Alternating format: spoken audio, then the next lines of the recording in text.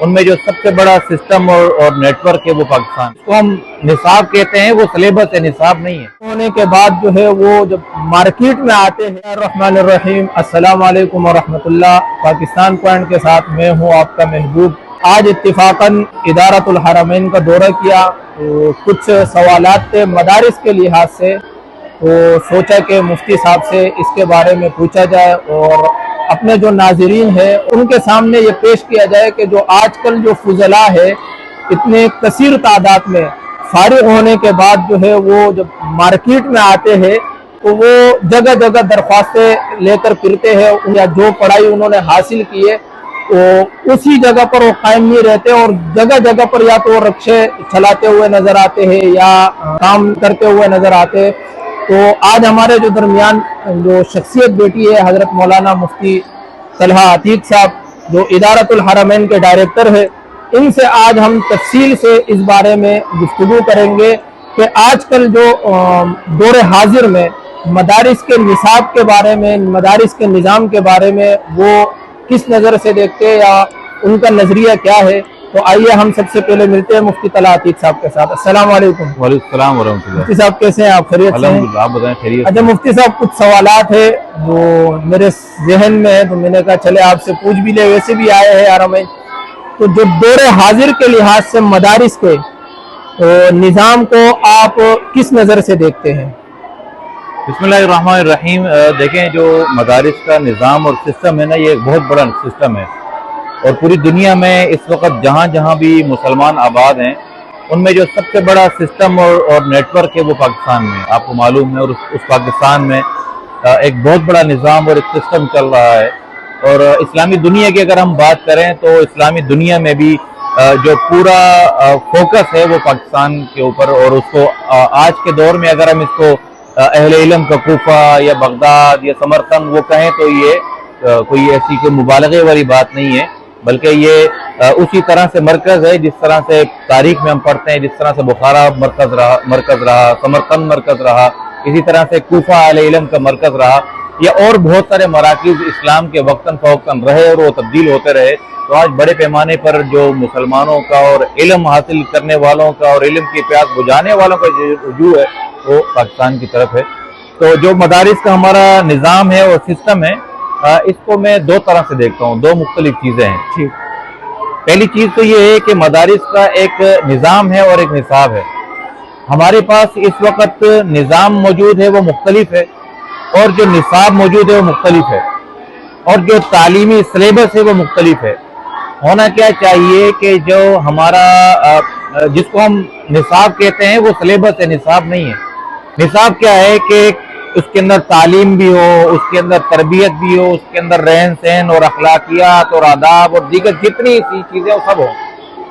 जो हमारा सिस्टम इस वक्त मदारिस का चल रहा है इस वक्त, तो वो दो बोर्ड के मातहत है। जो हमारा जो देवबंदी मकतब फ़िक्र कहलाता है, उस बोर्ड के मातहत भी जो एक सिस्टम चल रहा है वो सिलेबस की हद तक बड़ा स्ट्रॉन्ग और मजबूत है। सिलेबस क्या है कि निसाब से निसाब तक, यानी इम्तिहान से इम्तिहान तक एक तयशुदा एक असबाक बताए जाते हैं, उसको पढ़ाया जाता है। जब वो मुकम्मल हो जाता है तो तालिब इल्म दरस निज़ामी से फाजिल कहलाता है।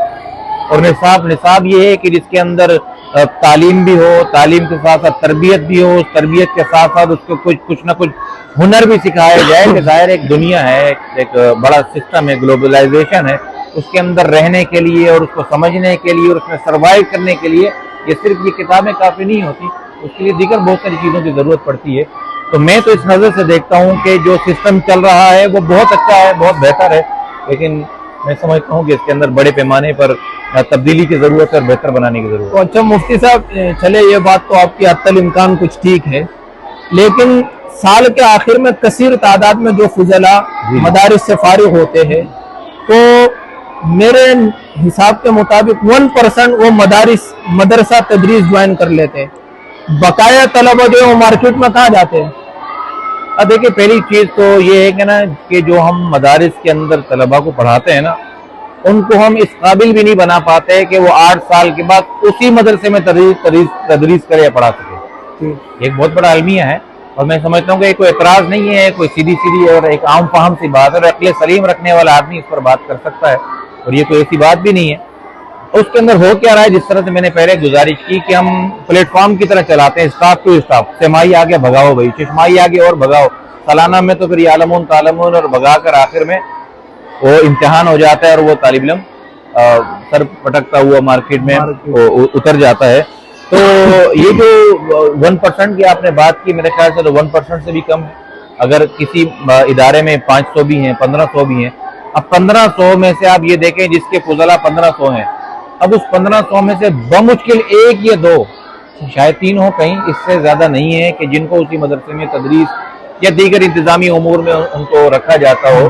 تو 1500 میں سے 2 یا 3 یہ 1% نہیں ہے, یہ تو بلکہ مائنس کے اندر کچھ اعداد و شمار آ جائیں گے اگر ہم اس کو اس طرح سے نکالیں. تو اس کی سب سے بڑی وجہ یہ ہے کہ جو پروڈکشن ہم تیار کرتے ہیں وہ جابیبل ہی نہیں ہے, اس کو جاب مل ہی نہیں سکتی مارکیٹ میں کسی بھی اعتبار سے, الا یہ ہے کہ اس کی اپنی کوئی ذاتی صلاحیتیں اس کے اندر ہوں, کوئی تخلیقی اس میں صلاحیت ہو, کوئی تعمیری سوچ اس میں صلاحیت ہو, کوئی تعمیری سوچ ہو اس کے اندر, یا کوئی ایکسٹرا اسکلز اس نے لے رکھی ہوں, یا اس سسٹم اور اس نظام اور انصاف کے علاوہ اس نے کچھ پڑھ رکھا ہو. تو مفتی صاحب آپ نے صلاحیت کی بات کی, تو اس سسٹم میں, مدارس کے سسٹم میں تخلیقی صلاحیت جو ہے کام آتی ہے.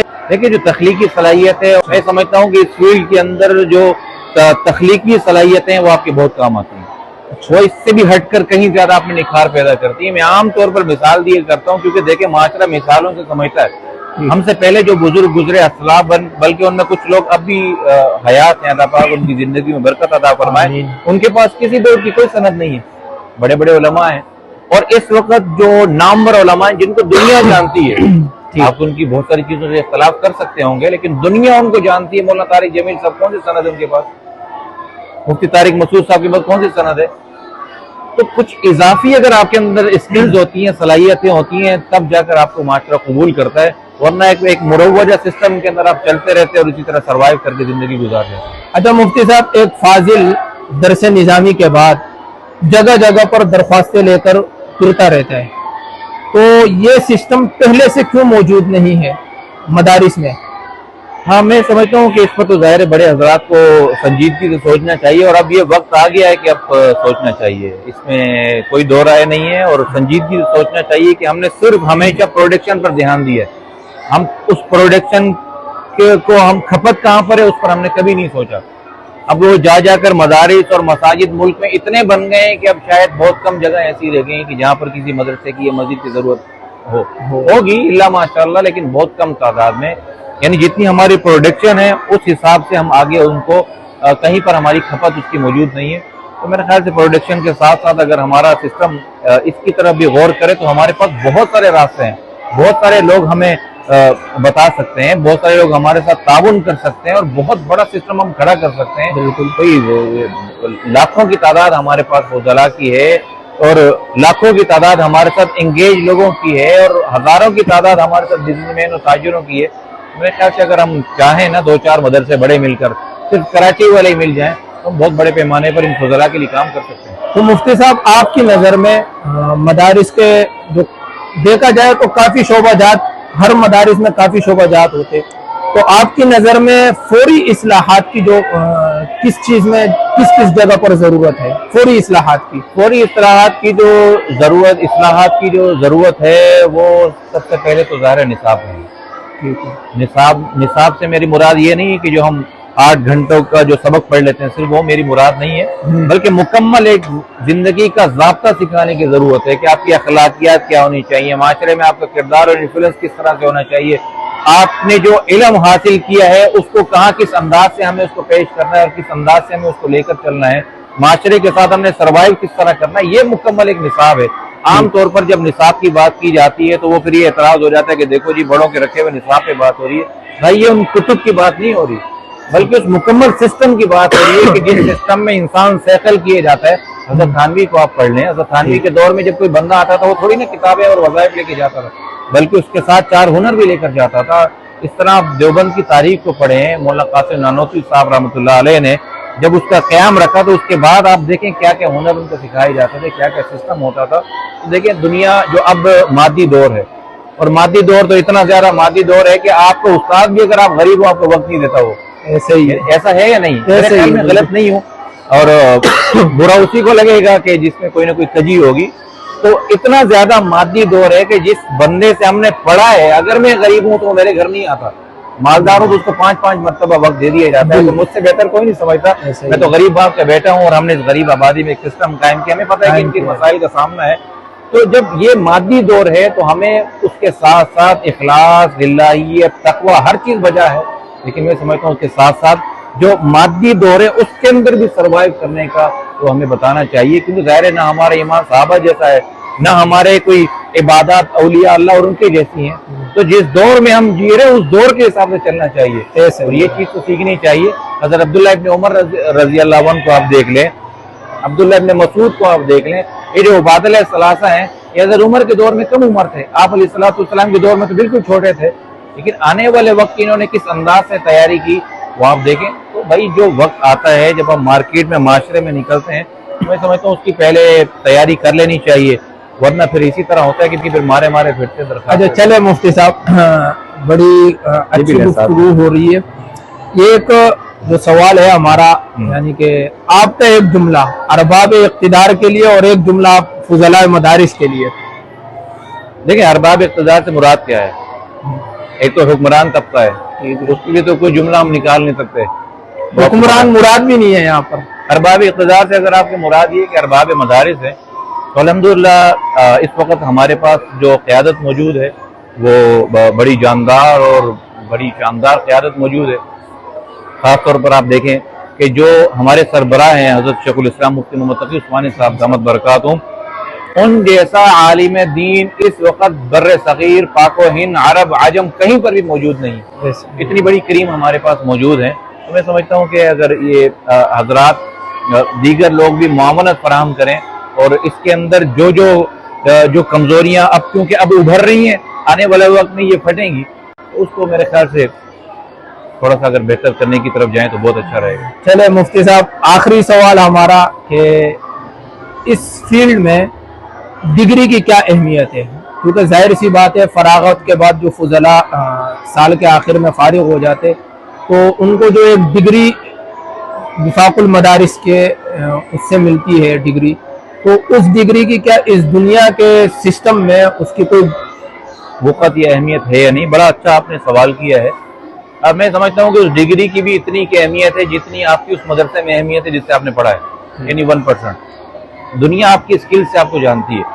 आपकी फरागत को कितने साल हो गए माशाल्लाह? जो 2017 की फरागत। किसी ने मांगी डिग्री? नहीं मांगी।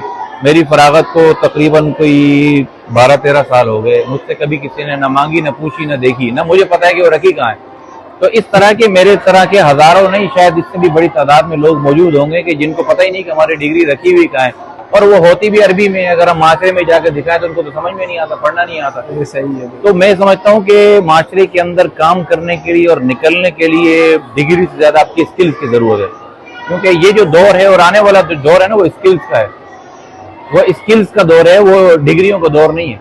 तो अगर आपके अंदर कोई खुद सलाहियत होगी उसके अंदर आप कुछ कर पाएंगे तो आप मार्केट में सरवाइव कर पाएंगे, वरना बड़ा मुश्किल है। डिग्री से कुछ नहीं होता। वरना हमने बड़े बड़े पोजीशन होल्ड लड़कों को, मैं तो नाम नहीं लेता, अपनी क्लास की बात करूं, हमसे पहलों की, हमसे बाद वालों की, तो मुझे मालूम है आज वो किस फैक्ट्री में क्या मुलाजमत करते हैं। और मुझ जैसा एक बिल्कुल कमजोर सा तालिब इल्म, और हमारी तो किसी हवाले से भी कुछ वो नहीं था इल्मी मैदान में या दीगर चीज़ों में, बस वो जो बाद में पढ़ लिया या तखस्सुस के अंदर कुछ अपने आप को इम्प्रूव किया या वो सिस्टम को लेकर चले या जुम्मे पढ़ाने से कुछ बेहतरी आ गई। तो खुलासा ये है कि जो स्किल्स बाद में हमने सीखी, जो बाद का मुताला हुआ, वही फ़ायदा देता है। बाकी डिग्री की कोई ख़ास वो अहमियत नहीं है। तो अहमियत है, मतलब उस लेवल पर वो कारआमद नहीं है। चले, बहुत शुक्रिया मुफ्ती साहब, आप अपने कीमती टाइम में से कुछ निकाल कर हमें। बहुत शुक्रिया।